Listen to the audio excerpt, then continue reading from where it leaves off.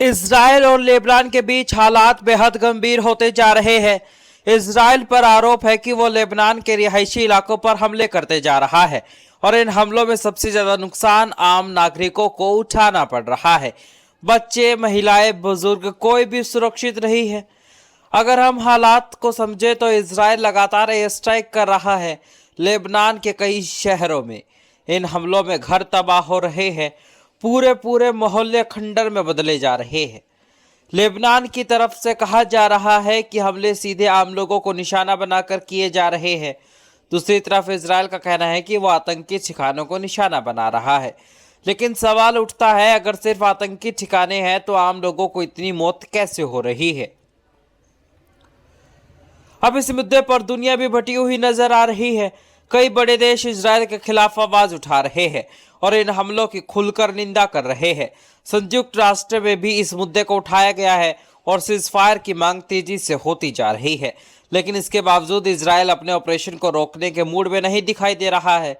सन की इजरायली प्रधानमंत्री Benjamin Netanyahu इस पूरे ऑपरेशन को लेकर बेहद सख्त रुख अपना रहा है। उनका कहना है कि इजराइल अपनी सुरक्षा के लिए कुछ भी कदम उठाने के लिए तैयार है। वो कुछ भी कदम उठाने से पीछे नहीं हटेगा।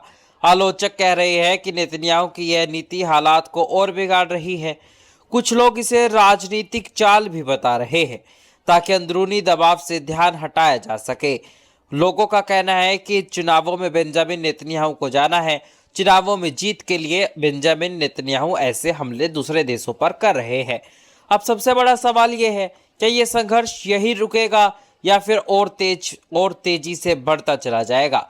अगर बड़े देश सीधे इसमें कूदते हैं तो ये युद्ध और बड़ा हो सकता है। ईरान की तरफ से लगातार कहा जा रहा है कि सीजफायर हो। सीजफायर के नियमों में और कॉन्ट्रैक्ट में लेबनान वाला मुद्दा भी शामिल था, लेकिन अमेरिका, इजराइल ने मना कर दिया है। लेबनान में हालात पहले से भी खराब हो चुके हैं।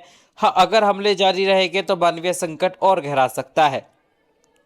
ये सिर्फ दो देशों का संघर्ष नहीं है, बल्कि पूरी दुनिया के लिए चिंता का विषय बन चुका है। अब देखना ये होगा, क्या अंतर्राष्ट्रीय दबाव इजराइल को रोक पाएगा या फिर यह संघर्ष और भयानक रूप लेगा? आपकी राय क्या है? क्या इजराइल सही कर रहा है या गलत? कमेंट बॉक्स में जरूर बताएं। Bureau report, Hindustan 9, Uttar Pradesh.